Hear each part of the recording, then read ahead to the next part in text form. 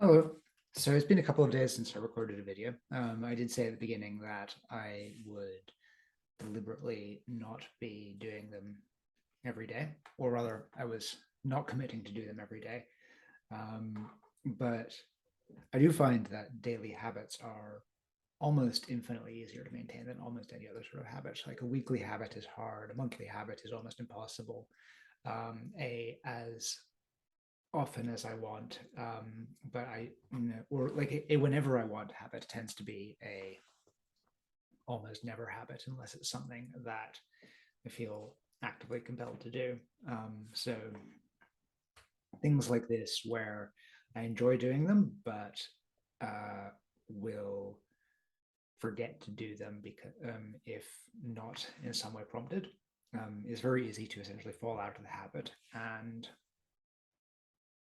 um, and also like daily habits have a lot of benefits of sort of doing them even when you don't otherwise intend. Um, the but the big problem I find is that habit disruption tends to sort of compound itself, like coming back to a habit after you have abandoned it. Um, Abandoned is stronger than I mean. After you have not like done it too recently, feels like a much bigger deal than um, just carrying on the cadence. Um, I don't even have any particularly good reasons why I didn't didn't maintain the habit over the last couple of days. It's partly the tiredness stuff I was complaining about last week, but to be honest, it was much worse on days that I did manage to maintain the habit. Um, but I guess one exciting thing you can see there's an exciting lack of books on the shelves next to me. I've yet to actually turn them into just spotted that I do have one book, therefore I'll take off. I have yet to turn them into useful storage, but the books are all now out on bookshelves in the hallway. It's as I put it on Twitter. It's I don't acknowledge the concept of there being enough bookshelves, but arguably there aren't enough books. 28 meters of bookshelves constructed. Um, I mean, 28 meters of shelving stacked, obviously, because they're bookshelves. That's how bookshelves work. You understand how bookshelves work. Um, one of the interesting contrasts with that is that these are IKEA Billy bookshelves. They're not anything exciting, and they're very easy to assemble.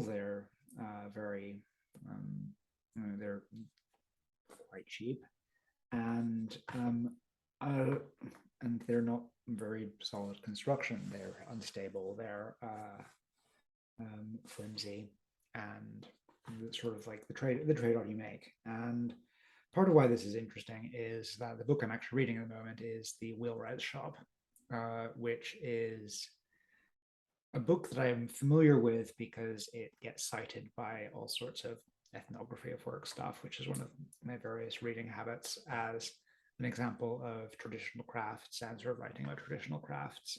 And it's about how your conventional your classical wheelwright is built on a huge amount of tacit knowledge, a sort of a deep personal relationship between the wood and the person making it. Like it's um, you sort of you follow the tree from its felling to its turning into a wheel. Um, One thing that I hadn't really realized until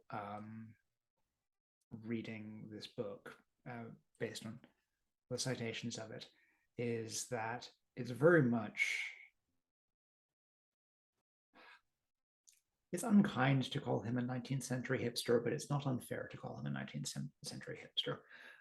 The author of it is someone who essentially, as an adult, went to become a wheelwright, taking over his family business, but prior to that was a school teacher.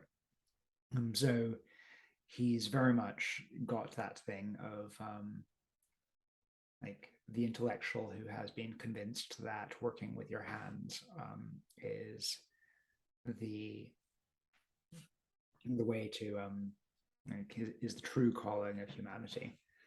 He's very much he mentioned a book that prompted him to feel this way. I don't remember what it was, but I just sort of when he mentioned it, I mentally inserted Matthew Crawford's book, Shop Glasses, Soulcraft, because it's the sort of thing where you get a long intellectual argument as to why you should go repair motorcycles or build wheels or whatever.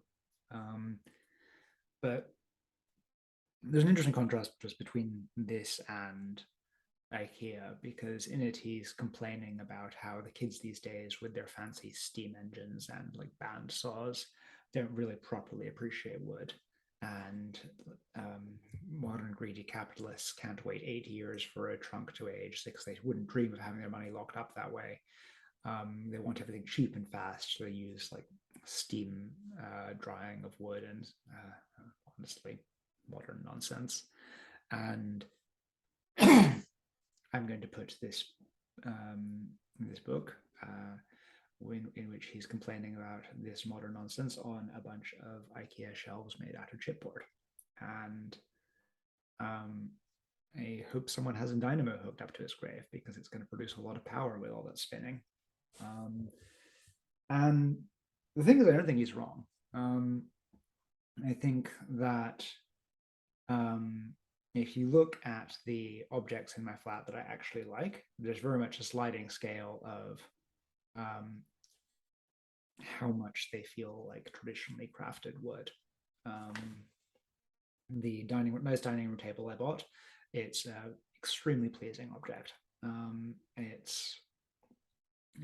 feels like a real thing in some sense.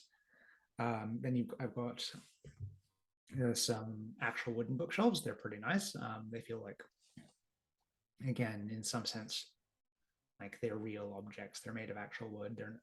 They have an elegance to them. You've got the row of Billy bookshelves out there, which have a wood veneer, and I can't say they're particularly pleasing, except for the fact that they are a huge amount of book space, and I love having a huge amount of book space. So they're pleasing for what they do, but as objects, they're not. Then we've got the desk this computer is currently sitting on, which you can't see, which is this horrible plastic thing that I need to replace with something that I actually like. And there is like this dial you can essentially turn between quality and convenience. And I think that